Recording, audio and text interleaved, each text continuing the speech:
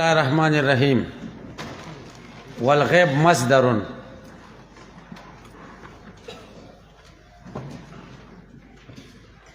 یؤمنون بالغیب کی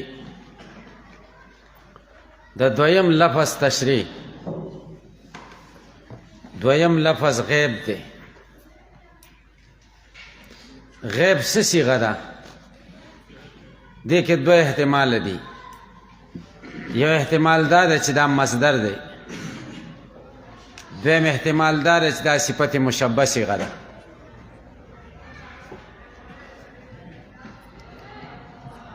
غیب هم راځي، غیبتن، غیابتن، غیابن.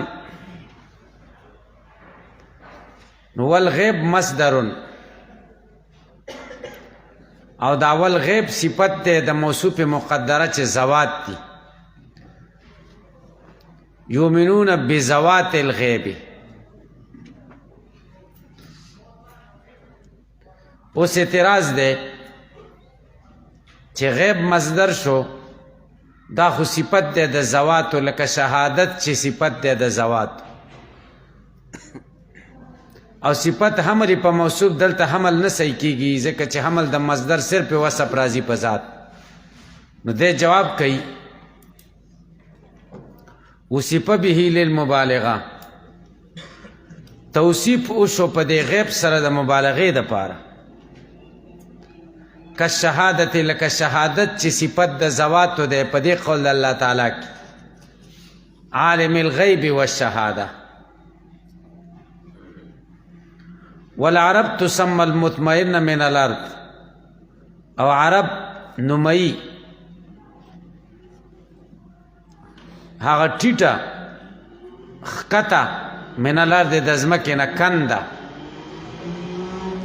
والخمسه التي تلي الكليه، او هغه سوره چې ګردو ته نږدې. غیبا عرب دې ته غیب وای. ولې ورته غیب وای؟ ځکه پټ دي د نظر نه، په سترګو نه ښکاري. دا یو احتمال شو. دویم احتمال دا دی او فیعل، یا د صفت مشبه صیغه ده. غیب، غیب، دوه یاګانې دي پکې. بیا پکې تخفیف وشو، خففه، تخفیف پکې وکړی شو. یوه یا په بله کې مدغم شو نو مشدد شو غیب، بیا تخفیف وشو، یوه یا حذف شو.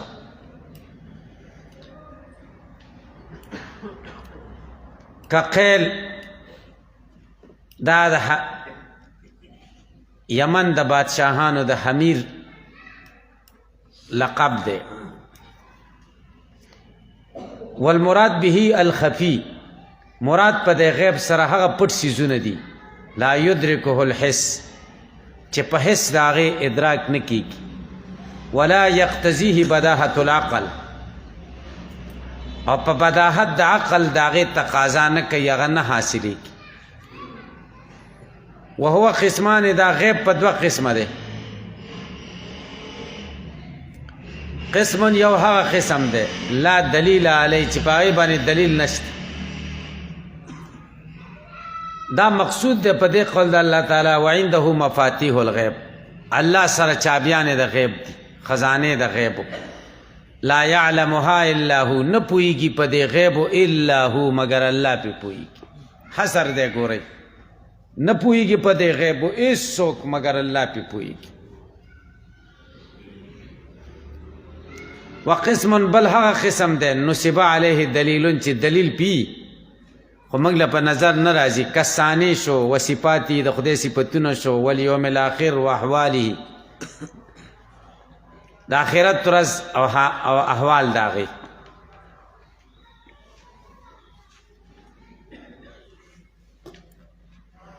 یو غیب دی ګورې، یو علم الغیب دی. غیب په دوه قسمه دی، یو هغه چې دلیل پی، بل هغه چې دلیل پی نه. پې پوه شئ؟ علم الغیب یو قسم دی. علم الغیب هغې ته وایي چې دلیل پی نه. که دلیل پې شو نو هغه علم الغیب نه دی پې پوه شوئ علم الغیب هغې ته وایي چې دلیل پې نه وي پې پوه شوئ چا ورکړی نه وي حواسو په ذریعه نه وي د وحی په ذریعه نه وي د الهام او د کسب په ذریعه نه وي د اسبابو په ذریعه نه وي دې ته علم الغیب وایي علم الغیب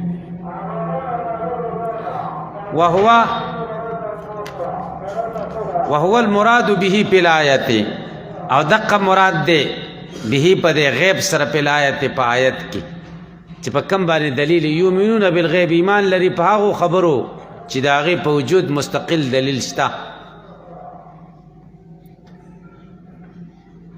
هذا دا چې مراد د غیب نه امر خفي شي اذا جعلته صلة للایمان دا په هغه صورت کې چې بالغیب صله د ایمان شي د صلې مقصد دا دی چې ما بعد د بانا دا مفعول به شي د فعل چې کوم د بانا مخکې دی په واسطې سره شي یؤمنون بالغیب دا غیب مفعول به شي د یؤمنون په واسطې د باس واوقعته موقع المفعول به او دا واقع کې په ځای د مفعول به دا باب صله شي یا معنا دا چې د تعدیت دپاره بشي وإن جعلته حالا کدا بالغیب ته حال جوړ کړي نو بیا به بالغیب کې دا با د مصاحبت دپاره شي مصاحبت تلبس به یې پکې استعمال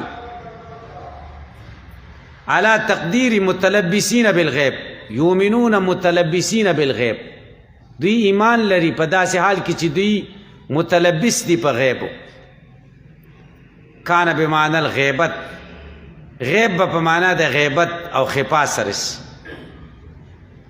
والمعنی معنا به داسې شي انهم یؤمنون غایبین عنکم دوی ایمان لري په داسې حال کې چې تاسو نه غایب وي هم ایمان لري لا کالمنافقین د منافقینو په شان نه دي الذین اذا لقوا الذین آمنوا هغه کسان چې مخامخ شي د مؤمنانو سره قالوا وی آمنا و اذا خلوا الى شیاطینهم چې کله یوازې شي شیطانانو سره قالوا انا معکم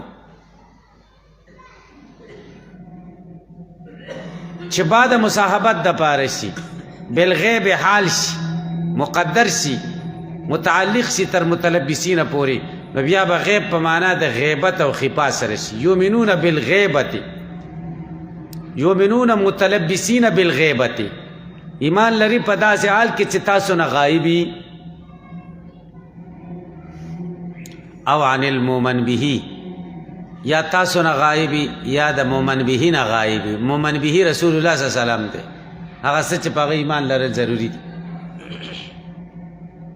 لما رویه ان ابن مسعود قال عبد الله ابن مسعود یو موقع کې وفرمایل والذي لا اله غیره په هغه ذات مې د قسم چې د هغه نه بل معبود ما سوا نشته ما آمن احد افضل من ایمان بغیب ایمان نه دی راوړی هیچا غوره د هغه چا نه چې د هغه ایمان بالغیبي ثم قرأ هذه الآیت بیا د آیت ولوست پې پوه شوئ چا ویل چې موږ خو ډېر ټیټه درجه کې یو ځکه نبي علیه السلام او وحي مشاهده هم نه ده کړې عبدالله ابن مسعود ورته چې قسم دی چې د ایمان بالغیب نه غټ مقام نشته دی ستاسو خو ایمان بالغیب دی د صحابه خو ایمان وو خو نبي علیه السلام او وحي لیدله که نه اصل کار خدا دی پې پوه شئ دا دوه احتماله شو دریم احتمال دا چې د غیب نه مراد قلب شي یؤمنون بالقلب د زړه نه ایمان لري د زړه صرف د خولې ایمان نه دی وقیل چا ویلي دی المراد بالغیب القلب والمعنی یؤمنون بقلوبهم په زړونو ایمان لري لا کمن د هغې چا په شان نه دي یقولون بافواههم چې په خولو خبرې کوي ما هغه لیس فی قلوبهم چې د هغوی په زړونو کې نشته فالبا علی الاول للتعدیت په بالغیب کې به دا با په اول احتمال کې د تعدیت دپاره اول احتمال کم و چې با سله شي نو با به د تعدیت دپاره شي وعلى الثاني په دویم باندې چې بالغیب حال شي د هغه فاعل نه چې کوم په یؤمنون کې دی متلبسینا نو بیا به بعد مصاحبت دپاره شي وعلى الثالث په دریم احتمال باندې چې د غیب نه مراد قلب شي، نو بیا به با للآلت د الې دپاره شي. پې پوه شئ که نه شئ پوه؟ ویقیمون الصلاة، متقی هغه دی چې عقیده یم صحیح، یؤمنون بالغیب، عمل یم صحیح، ویقیمون الصلاة، اخلاق یم صحیح، ومما رزقناهم ينفقون.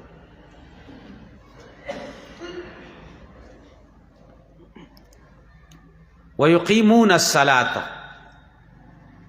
اے یعدلون ارکانها. علامہ بیضاوی رحمہ اللہ دو مباحث ذکر کئی. اول د یقیمون سلور معناګانې بیانوي، دا به هغه ځای پورې وچلیږي والصلاة فعلة من صلا. دیم بحث لفظ د صلا تحقیق بیانوي چې صلات څه ته وایي، تسلیه څه ته وایي. د اقامت سلور معنا بیانوي.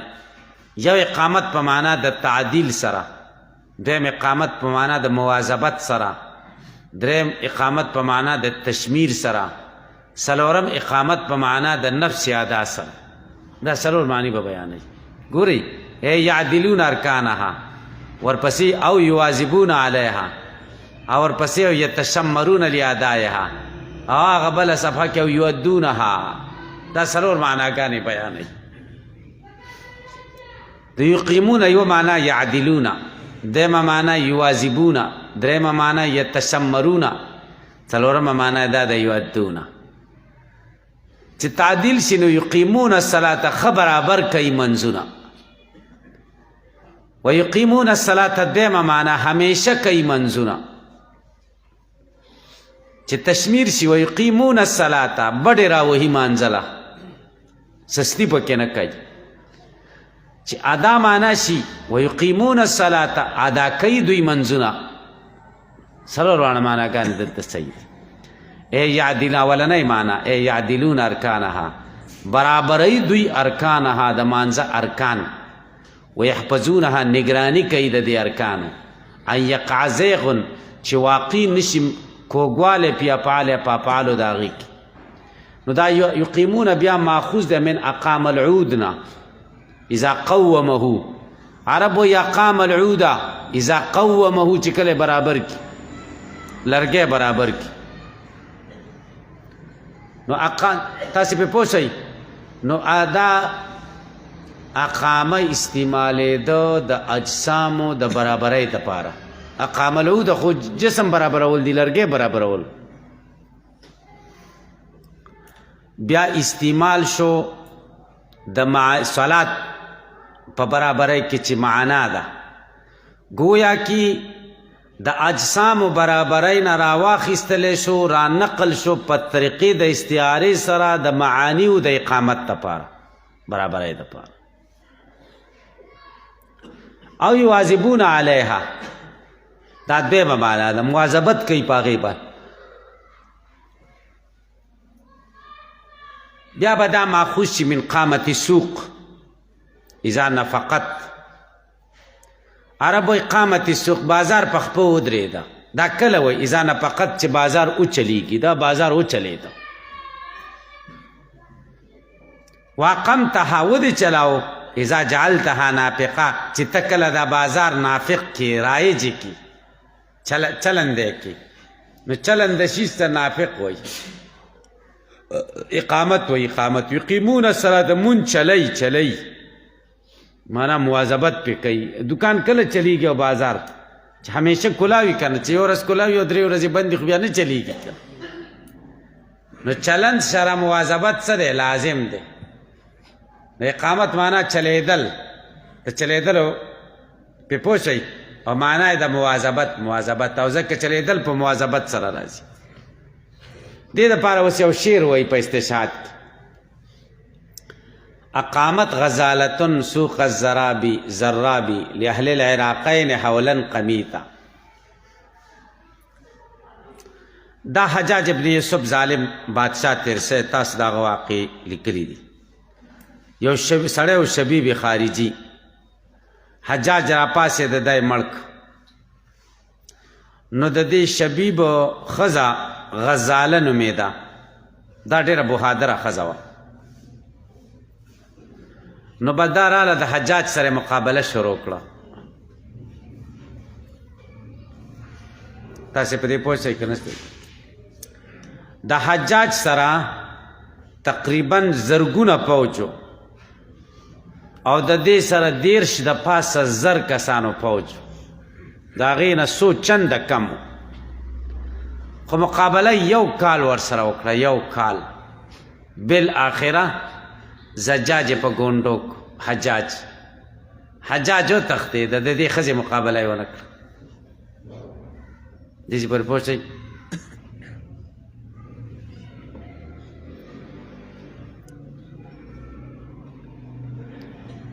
هغه قصه راغلې ده که نه چې تاسو که اورېدي اسد علیه، پلانکی په ما زمری دی. ښه بیا چا حجاج ته پیغور ورکړه حسد علیه، په موږ زمری او د غزالې د جواب نه به یې ورته بیا ویل. نو به دا راولګېدله حجاج به چې کوم جومات کې مونځ کاو، په هغه جومات کې غزالي مونځ وکړه، نیت یې وتاړه او 2 رکاتو کې سورت بقره ختمه کړه. دا یو سورت بقره خو ډېر ټیم نیسي، دا یې دې دپاره ختمه کړه چې خلک حجاج ته خبر ورورسوي چې ته په مونږ نشي راتلی، مونږ در نه نه ویرېږو. سورت بقره په مانځه کې وایي، چې څوک ویرېږي خو 2 مختصر سورتونه پکې وایي. پرې پوه شئ. نو دا شعر دی: اقامت غزالتن، رایج که غزالی سوق الزرابی، د وهلو بازار گرم کا، لاهل العراقین، د کوپی او بصرې د خلکو د پاره، حولن قمیتا، کال قمیتا کامل، پورا 1 کال جنگ وچلاو. داسې نره ښځه وه. تاسو په دې پوه شئ. نو اقامت دلته د راج کېدو دپاره وچلېده، څه استعمال شته، چا دپاره چلېدل، مواظبت. فإنه إذا حُفِظ علیها، چې کله محافظت په دې مانځه وشي، کانت کالناپق، دا داسې شه لکه چلېدلې، الذي يرغب فيه، چې خلق مایله کېږي هغې ته. وإذا ضیعت، چې ضایع کړی شي، کانت کالکاسد، لکه ناچله، المرغوب عنه، خلک ته اعراض کوي. که پرې پوه شئ که نه؟ حدیث کې هم راغلي دي که نه، چې صحیح منځو کې بره وخیجي که نه، صحیح شکل کې، او چې غلط منځو کې نو خراب سترګې او غوږونه او دای نه وي، او په خرابه کپړه کې وخیجي او بره په دې مسلي په دې سر بیرته راولېږي او ورته وایي خدای دې داسې ضایع کا لکه زه دې چې څنګه ضایع کړم. دا 2 معنا د یقیمون. 3مه معنا او یتشمرون، تشمیر بډو وهلو ته وایي، تشمیر. تاسو په دې کافیه کې ویلي دي که وزن الفعل شرط ان یختص به، کشمره وضربه، د تشمیر بډو وهلو ته وایي، چالاکي. یقیمون الصلاة، شوق سره مونځ کوي، بډې ورته راوهي، په سستۍ سره نه کوي که نه، سس پستي داسې نه کوي. او یتشمرون لادایها، کوشش کوي په ادا کولو د مانځه کې، من غیر فتور ولا توان، بغیر د سستۍ نه او بغیر د تقصیر نه، توان تقصیر. من قولهم، د دې قول نه، قام بالامر واقامه، پلان کې په کار ودرېده، واقامه، کار یې ودراو، اذا جد فيه وتجلد، چې کله پکې کوشش وکړي، وتجلد، او شدت پکې ښکاره کړي. وضده، ضد د دې دا قعده عن الامر وتقاعده، د دې کار نه کېناسته، بس د ناستې، وتقاعده، او سس شتې، مطلب سستی ښکاره کړه. تقاعده معنا قعود یې ښکاره کړه، سستی ښکاره کړه. 4مه معنا او یودونها، یقیمون الصلاة، ادا کوي دوی منځونه، او یودونها، عبر عن ادائها بالاقامت، تعبیر وکړه د ادا کولو د مانځه نه په اقامت سره، اشتمالها علی القیام، اقامت قیام ته وایي، او دا مونځ مشتمل دی په قیام باندې که نه، چې مونځ یې وکړو نو قیام پکې راغی، نو ذکر د جز شو چې قیام د مراد تی کل ادا ده. کما عبر عنها، لکه تعبیر شوی دی د مانځه نه په قنوت، رکوع، سجود، تسبیح، اجزاو سره تی تعبیر شوی که نه، نو دلته تم په یو جز سره تعبیر وشو چې څه دی قیام دی والاول اظهر سره غرض د علامه ترجیح معنا ولې ته ورکوي د درې وجو نه اوله معنا کومه یوه وه تعدیل دا راجحه ده د درې وجو نه والاول اظهر اولنۍ معنا اظهره ده ولې لانه اشهر اوله وجه دا چې دا ډېره مشهوره ده تعدیل که تاسو په دې پوه شئ ځکه دا رئیس المفسرین عبدالله ابن عباس نه منقوله ده دویم ویل الحقیقت اقرب حقیقت تم نزدې ده حقیقت ته څه ده نزدې ده دریم وعافیت مفیده هم ده ولې لتضمنه ځکه دا متضمنه ده دې خبرې ته تنبیه مسلی ته ورکوي علا په دې خبره چې حقیق بالمدح من هغه څوک دی راعه حدودها الظاهره چې رعایت د حدود ظاهره او د مانځو کې د فرایض او سننو نه او د حقوق باطنه لکه خشوع او اقبال متوجه کېدل بقلبی په زړه علی الله تعالی الله تعالی تنبیه ورکوي چې ستا مونځ قابل مدح کله دی چې تعدیل پکې معنا دا ده چې حدود ظاهري او حدود باطني رعایت پکې شوی للمصلون الذين نه د هغې منځ کوونکو په شان هم عن صلاتهم ساهون چې د مانځه نه غافل وي ولذلك ذکر فی سیاق المدح د مدح په ځای خدای فرمایلی دي والمقیمین الصلاة چې اقامت کوونکي د مانځه دي مونځ صحیح طریقې سره کوي نو اقامت صحیح طریقې سره کولو ته وایي او په معرض د ضم کې وایي فویل للمصلین اقامت یې ورسره ته نه دی ذکر کړی دویم بحث صلات د فعلتون وزن دی د صلانا اذا دعا لغوي معنی دعا ده کالزکات لکه زکات چې د زکا نه دی زکا کتبتا بالواو دا دواړه لیکل کېږي په واو سره علی لفظ المفخم په داسې لفظ سره چې ډک لفظي یعنی واو ویل کېږي نه خو دا فتحه د واو طرف ته مایله